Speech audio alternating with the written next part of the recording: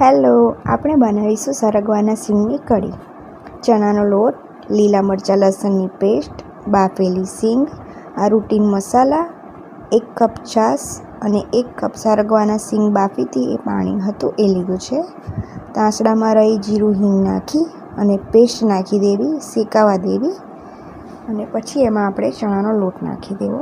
મેં 3 ચમચી ચણાનો લોટ લીધો છે. તમારે કઢીની થિકનેસ જોઈએ એ પ્રમાણે ચણાનો લોટ લેવો અને સારી રીતે શેકાવા દેવો. આ રીતે હલકો થઈ જશે લોટ. ત્યારબાદ આપણે એમાં મસાલા કરીશું.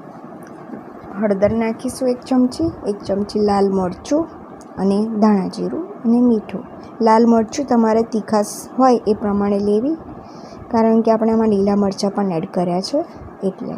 હવે આ બધાને સારી રીતે હલાવી લેવું અને ત્યારબાદ અંદર બાફેલું જે સરગવાની સિંગનું પાણી હતું એ નાખવું. હલાવીને એને થોડું ગરમ થવા દેવું. ત્યારબાદ આપણે આમાં છાશ નાખીશું. છાશ ખાટી મોળી તમને જે પ્રમાણે કઢી ખટાશવાળી ભાવતી હોય એ પ્રમાણે તમે લઈ શકો છો. તો જુઓ, આ ગરમ થઈ ગયું છે. હવે આપણે આની અંદર છાશ એડ કરીશું. છાશ એડ કર્યા પછી એને થોડું ગરમ થવા દઈશું અને પછી આપણે અંદર સિંગ એડ કરી દઈશું.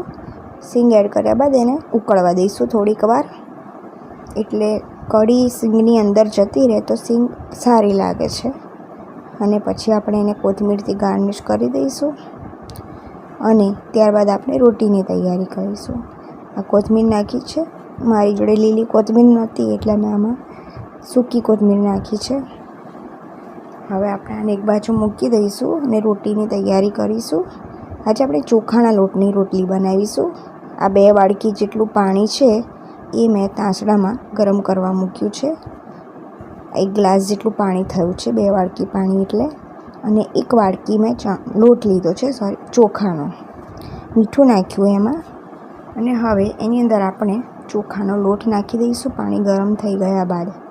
પછી વેલણથી સારી રીતે હલાવી દઈશું અને એને ઢાંકીને એક બાજુ મૂકી દઈશું. એ લોટને થોડોક સિજાવા દઈશું આપણે. અને જો હવે એને આપણે એક થાળીમાં કાઢી થોડુંક પાણી છાંટી અને પછી મસળી દઈશું અને અડધી ચમચી તેલ લઈ અને આપણે મસળીશું અને હવે એની રોટલી બનાવીશું. જો એની એન્ડ ફાટતી હોય, કિનારો ફાટતી હોય તો આપણે થોડીક સાંધી લઈશું જાતે અને આ રીતે પાતળી રોટલી કરીશું. આ રોટલી ખાવામાં બહુ મસ્ત લાગે છે, જુદી લાગે છે, સારી લાગે છે. અને આ રોટલી ગરમ ગરમ વધારે સારી લાગે છે. એક શેકાય છે ત્યાં સુધી મેં બીજી રોટલી વણી લીધી છે.